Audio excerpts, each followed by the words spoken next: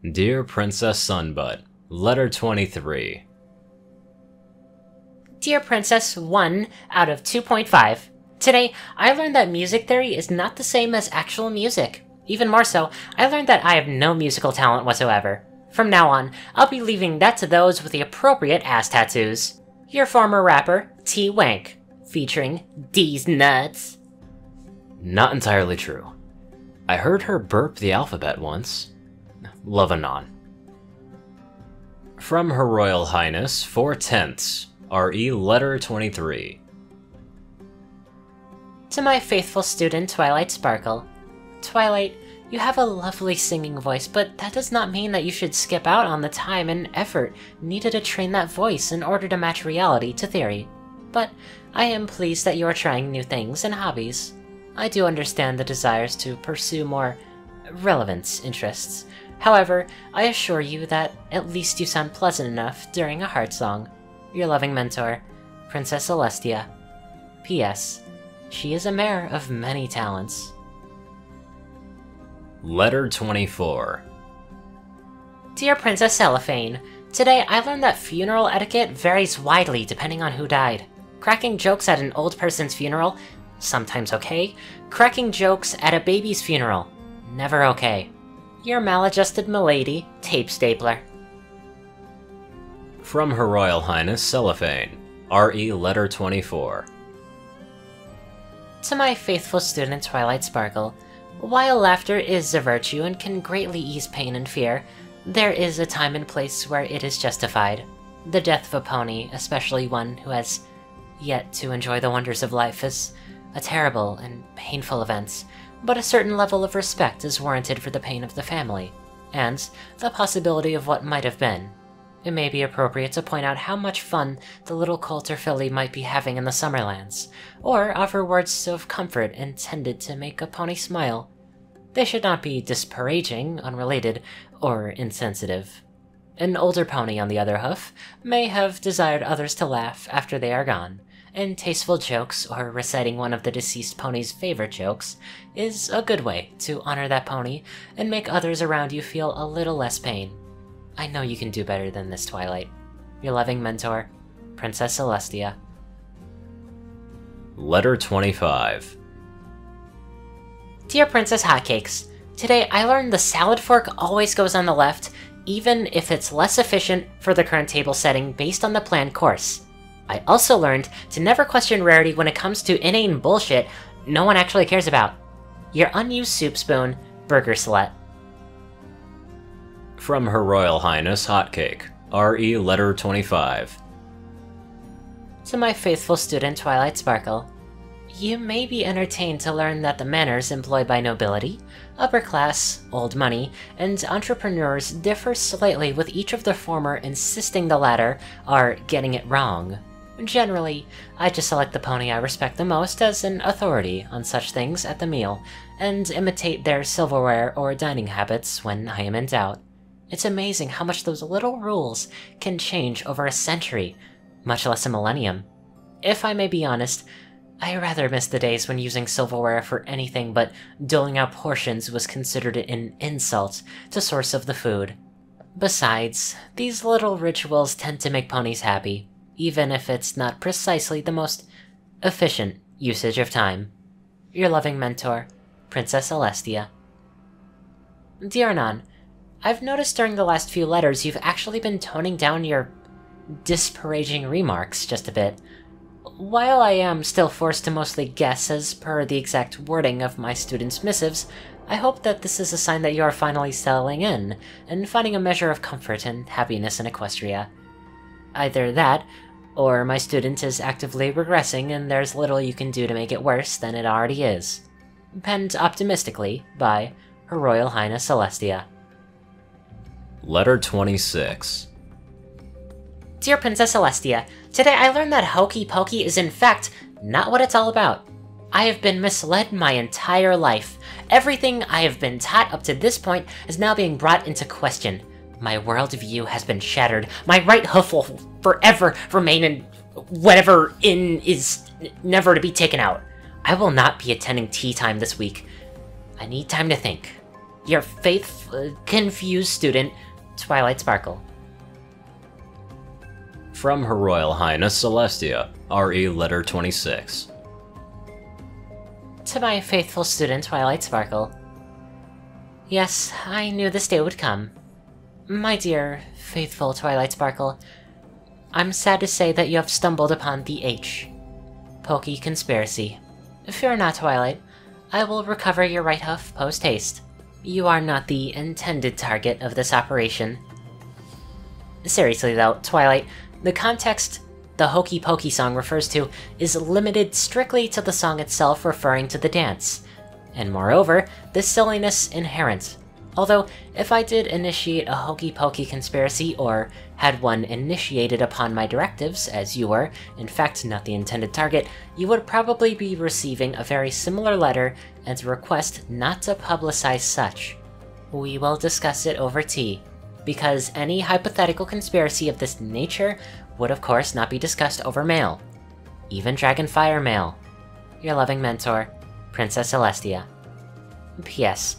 By royal decree, I hereby return possession of one or all of your hooves to your person in perpetuity. Just in case. Letter 26.1. Celestia, I don't know what happened, but Twi's gone full catatonic. Spike said she was reading a philosophy book when she snapped and started writing equations everywhere. Now she's staring into a corner, mumbling about how she'll never get her right hoof back. I may or may not be freaking the fuck out right now. Please, fix her. Love Anon. P.S. If she dies, do I get Spike? From Tia. RE Letter 26.1. Dear Anon, I've hopefully diffused her for the time being, but I need you to make certain, with Spike's help, that the blackboards are erased, her notes from the past day are destroyed, and Twilight does not contact Pinky within the next 36 hours in a private setting. Follow her around if you have to. All will be well, Celestia. Letter 26.2. Celestia, I just hit her a whole bunch and it seemed to have worked. I'll do the other stuff too, just in case. And by follow her around, do you mean I have to watch her poop? Because that's nasty. Love Anon. P.S. I'd still like an answer on who gets Spike if Twilight dies. Guess what? There was no reply. Letter 27. Dear Princess Sylvestia Stallone, today I learned that fat people are people times 2, and that they have feelings. When picking teams for dodgeball, the strategic benefit of picking the largest and least agile person last is heavily outweighed by the social stigma garnered by that person crying and blaming you for making them eat because they always get picked last. I will consider my options more carefully in the future to determine if the person is ostracizing is likely to lash out afterwards. Despite this, I will still be picking Rainblue first every single time. She's easily worth 5 pronkies, 2 yeehaws, and a paid-off referee. Your ball magnet, Tribbles. From Her Royal Highness Sylvestia, RE Letter 27. To my faithful student, Twilight Sparkle, remember, my student, that though a pony may not always be a good fit for a specific circumstance, that does not rule out that the pony is talented and worthy of consideration in another way. In a game free of consequence, it may be worth making the less optimal choice for victory for the chance to make another pony feel valued and special. You never really know what a pony will be like before you get to know them. Winning is enjoyable, but after the game is over, you've only still just won a game. If you've won a friend, well, that's a prize above and beyond. I am rather curious about the reason you elected to play dodgeball, however. Usually you had to be coerced into physical activity. Perhaps your friends Applejack and Rainbow Dash are starting to help you make good habits? Your loving mentor, Princess Celestia. P.S. Regarding those empathy exercises I've been assigning you, this letter was coded in a substance which reacts to levitation magic to cause a temporary weight adjustment. Enjoy your heavy week, Twilight. Letter 27.1. Dear Princess Solarbeam, today I learned that you shouldn't settle legal disputes through dodgeball, not only because verbal contracts are non-binding, but because injuries incurred while playing will lead to more legal disputes. Your walking bruise, black and purple. P.S. Scoot Poot needs a lawyer. Any recommendations? From Her Royal Highness Solarbeam, RE Letter 27.1. To my faithful, if injured, student, Twilight Sparkle. Twilight. I've included a list of legal representatives that your stipends should be able to recover comfortably as per your request, and you'll be pleased to know several of them acted in your family's defense during your time here in Canterlot. Your loving mentor, Princess Celestia. Dear Spike, as you are perhaps the only bastion of sanity that is both familiar with Twilight and present to give me a less biased view, how bad was this on the purple scale? I really can't justify continuously paying off families not to press charges. Do you think she can handle this on her own, or should I prepare the usual countermeasures? The usual consultation fee of 4 sapphires and 1 ruby with that spicy enchantment that you will like will be sent in response to your answer at the usual time. Your friend, Princess Celestia. Dear Anon. Anon, I will pay you in coffee for every week Twilight can go without having to relearn a lesson or behaves in a manner more responsible or mature than Spike. If you can go for a month, I will convince Luna to visit you for a film night. Penned by Her Royal Highness Celestia. Letter 27.2. Dear Princess Celestia, it's honestly not that bad. Maybe a purple 2 at worst. She can handle it. Scootaloo on the other claw might need some help. We'll see how it goes. I'm not legally allowed to talk about the specifics of what happened though. Sorry. Your best dragon, Spike. Hey, sunscreen. Fuck yes. Love Anon.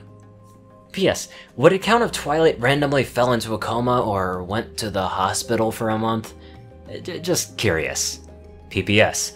If I don't make it a full month, can I get a movie night with you instead? I'll let you pick the movie. From Her Royal Highness Sunscreen, RE Letter 27.2. Dear Anon, unfortunately for you, Spike has slept for a month straight once, so strictly speaking, no, it would not count. And I think of no means you have access to that would suffice to keep Twilight unconscious that long without harming her potentially irreversibly. Given that Luna and I do harbor some fondness for Twilight, momentary extreme bouts of social incomprehension, or lack of judgment aside, well, suffice to say the answer is no. As for asking me out on a date, why Anon? What would Luna think?